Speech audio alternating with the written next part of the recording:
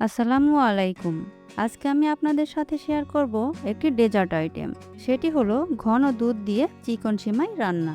এর জন্য প্রথমে চুলায় একটি পাত্র বসিয়ে চুলার আঁচ মিডিয়াম লোতে রেখে এর মধ্যে দিয়ে দেব 2 চা চামচ ঘি। ঘি একটু গরম হয়ে আসলে এর মধ্যে দিয়ে দেব কিশমিশ। কিশমিশগুলো আমি নেড়েচেড়ে ভেজে নেব।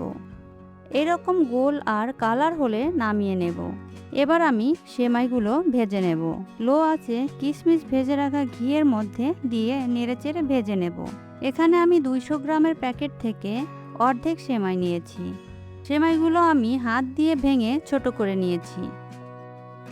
এর মধ্যে আরও 2 চা চামচ ঘি দিয়ে দেব। 3-4 মিনিট আমি সেমাইগুলো ভেজে নিয়েছি। এরপর চুলায় একটি পাত্র বসিয়ে চুলার আঁচ মিডিয়ামে রেখে এর মধ্যে দিয়ে দেব আগে থেকে জাল করে রাখা ঘন দুধ। আমি এখানে 3 লিটার দুধ জাল করে 2 লিটার করে নিয়েছি। দুধ একটু গরম হয়ে আসলে এর মধ্যে দিয়ে দেব 7-8টা সাদা এলাচ, 4 টুকরা দারচিনি, 3 টুকরা তেজপাতা দিয়ে নেড়ে দিতে হবে অনবরত।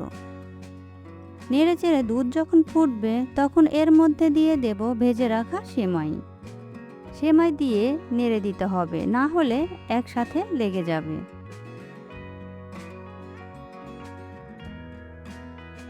এরপর এর মধ্যে একটু লবণ দিয়ে দেব। লবণটা মিষ্টি অ্যাডজাস্ট করার জন্য দিয়েছি। এখন দিয়ে দেব চিনি। এখানে আমি এই চামচের 2 চামচ চিনি দিয়েছি। আপনারা আপনাদের পছন্দ মতো চিনি কম বেশি করে দিতে পারেন। চিনি দিয়ে নেড়ে চিনিটা গলিয়ে নেব।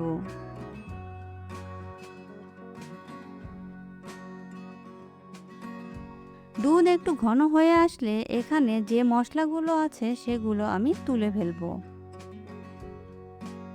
দুধ আর একটু টেনে আসলে এর মধ্যে দিয়ে দেব ভেজে রাখা কিশমিশগুলো।